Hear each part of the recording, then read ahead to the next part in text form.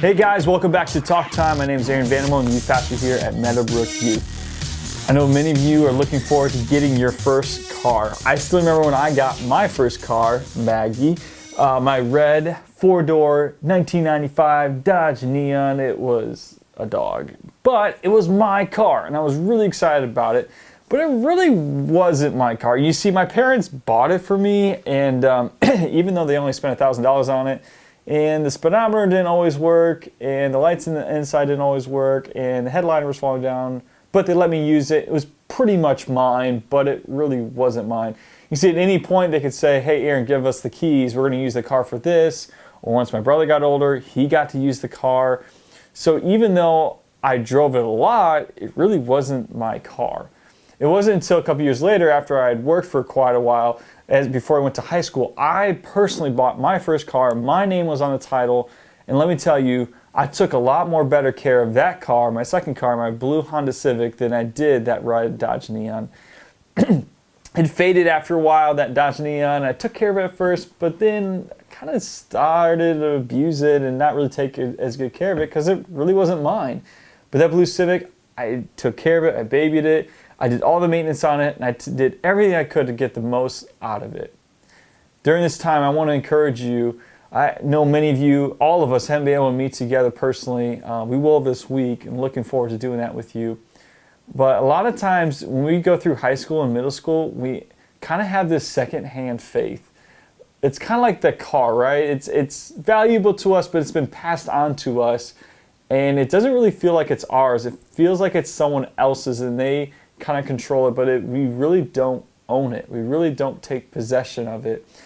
And what I want to encourage you to do during this time, especially as we look forward to the future, don't miss out on the opportunity to take possession of your own faith. Own it. Take ownership of it. Don't wait for somebody to ask you to do something or to challenge you. Challenge yourself. Do something for yourself in your own faith. Ask the tough questions for yourself and do some exploring in your own heart and mind. And when we invest in ourselves in that way, just like I spent all those years of raising up money to get my own car, your faith is going to be so much more valuable to you, and it's going to be something that is more internalized than if it was just handed to you.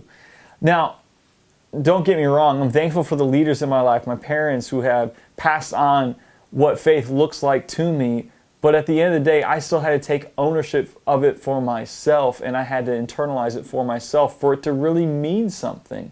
2 Corinthians, Paul talks about this very thing when he's talking to the people in Corinth. He told them he was going to come twice and visit them. He came the first time, but he didn't come the second time. And he explains why right away in 2 Corinthians chapter 1. I want to read this to you. He says this.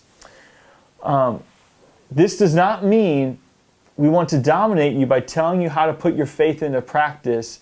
Rather, we want to work together with you so you will be filled full of joy, for it is by your own faith that you stand firm. This is in the New Living Translation.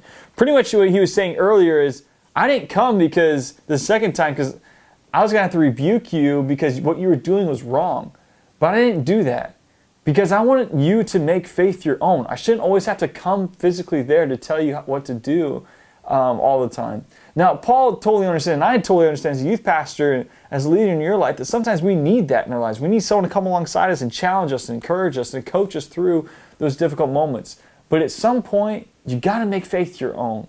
I like the phrase that he uses there. I'm just looking off my screen here, the verse. He says this, we want to work together with you so that you will be full of joy, for it is by your own faith that you stand firm. Students, we want to work with you.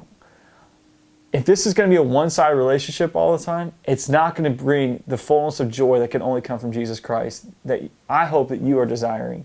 If it's always us asking you questions, if it's always us challenging you, at the end of the day, it should be a mutual partnership of us working together as we discover what faith looks like. We want to hear from you. We want you to challenge yourselves, challenge us, ask us questions. Be willing to go beyond where you're at currently. And when you do that, you're going to grow. And not only are you going to grow, but your faith will become your own. And it will bring joy. And you will also, it's not joy just discovering something on your own. It's joy finding who Jesus truly is for you. You're not going to have to depend on someone else's faith story, because you're going to have your own faith stories. You're not going to depend on someone else's understanding of Scripture. You're going to have God's understanding of Scripture as you dive into it for yourself. And you don't have to depend on what the future may look like for you based through other people. You're going to have your own story of what God's going to do through your life and the purpose He has for you. That's my prayer for you guys during this season. Take possession of your faith. Don't leave it up to somebody else. Take ownership and find the joy that can be found in doing that. Hey guys, hope you have a great rest of your day. Cannot wait to see you this week, and be blessed. Can't wait to talk to you later, all right? All right. See you later. Peace.